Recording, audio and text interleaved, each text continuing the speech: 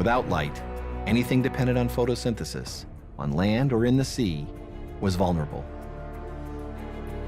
As food chains collapsed, giant reptiles still alive died off. The Mesozoic era, the age of dinosaurs, was over.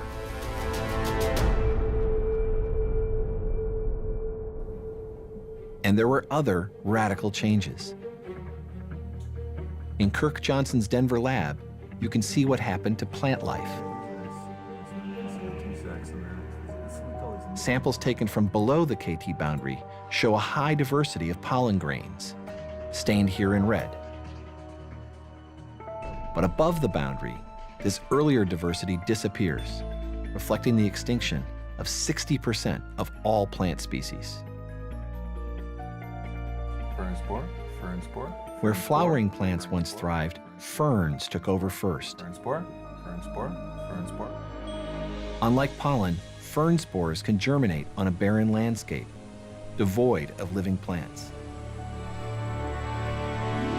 We have a short period of time where there's only ferns, that's the fern spike, but after that there's about 1 million years of time where we have the low diversity disaster recovery flora, and after that first 1 million years, then things start to pick back up again. We start to see animals coming back into the landscape. In this new post-impact world, the niche that dinosaurs left was waiting to be filled.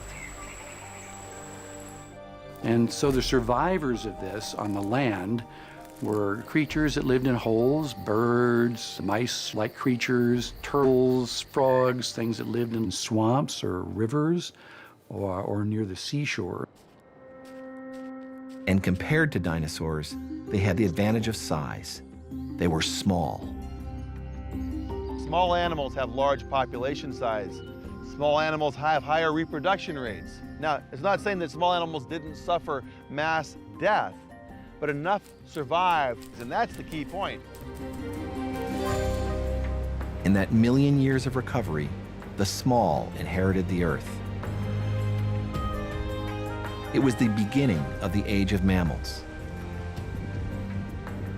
Eventually, larger mammals dominated the land, just as dinosaurs had done before.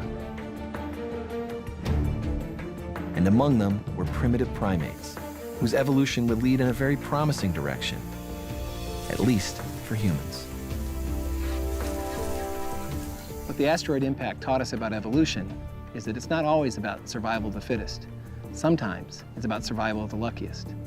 And there's a profound point there for our species.